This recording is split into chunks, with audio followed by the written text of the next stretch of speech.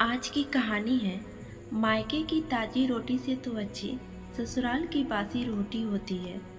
तो चलिए आज की कहानी को शुरू करते हैं। बबीता अपने पिताजी की लाडली बेटी थी। कोई भी कुछ बोले या डांटे तो उसके पिताजी को सहन नहीं होता था। बबीता इतने लाड प्यार से बिगड़ गई थी कि उसके पिताजी की वजह से उसे कोई भी डांट या बोल नहीं सकता था। बबीता के और भी दो भाई थे। एक भाई उससे बड़ा और दूसरा उससे छोटा था। जब बबीता बड़ी हुई तो उसके पिताजी ने उसकी शादी अच्छे से घर में कर दी। उन्होंने बहुत सारा दान दहेज दिया ताकि उनकी बेटी को कोई भी चीज़ की कमी ना हो। बबीता के ससुराल वाले बहुत ही अच्छे थे, पर बबीता सिर्फ अपनी ही मनमानी करती। अगर उसकी सास कुछ भी बोले तो वह बार बार अपने मायके जाने की धमकियां देती। कुछ समय बाद बबीता का एक बेटा हुआ। बबीता और पति में छोटी सी नोक-झोंक हो गई। बबीता ने गुस्से में आकर मायके वालों को बुला लिया। उसके पिताजी ने उसके पति पर दहेज का झूठा केस कर दिया और अपनी बेटी को अपने घर लेकर चले गए। बबीता कुछ महीनों तक अपने मायके में ही बहुत शान से और घमंड से रही। उसका पति भी कुछ समय बाद रिहा हो गया, पर उसका केस अभी भी चल रहा था। बबीता का बेटा भी अब धीरे धीरे बड़ा हो रहा था। जब वह अपने पिता के बारे में पूछता तो वह डांट या मारकर चुप करा देती।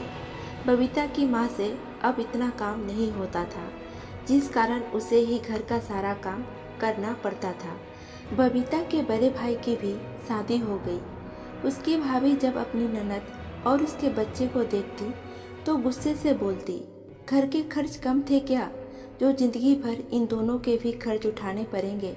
और ये महारानी पूरे दिन अपने बच्चे के बहाने आराम करती रहती है, पर घर में रहना है तो काम तो करना ही पड़ेगा।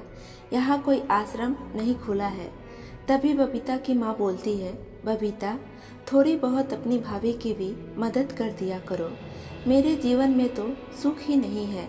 पहले अपने बच्चों की जिम्मेदारी उठाओ, फिर उनके बच्चों की। बबीता बोली, अरे माँ, चीकू को सुलाते सुलाते आँख लग गई थी। अपने बच्चे को सुलाकर बबीता रसोई में चली गई।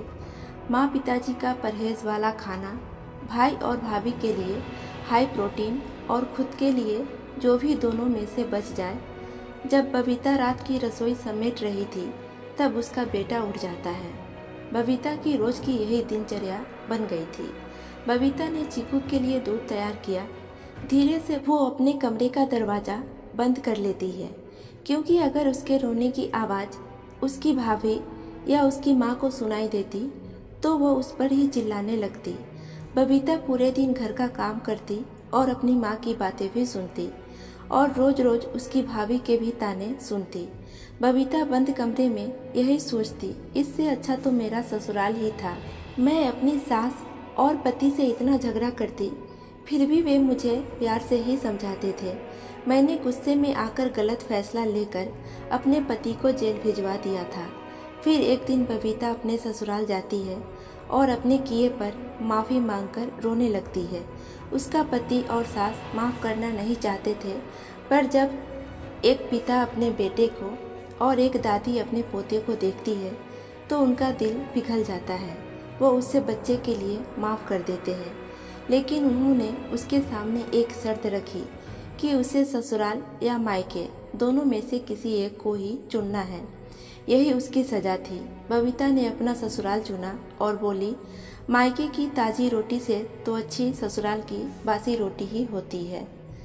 तो फ्रेंड्स, ये कहानी आपको कैसी लगी हमें कमेंट करके ज़रूर बताएं और इस वीडियो को लाइक करें, चैनल को सब्सक्राइब करके बेल आइकन की घंटी को प्रेस कर लें, जिससे मेरी आने वाली सभी वीडियोस की नोटिफिकेशन आप सभी को टाइम टू टाइम मिलती रहे। तो आज के लिए इतना ही।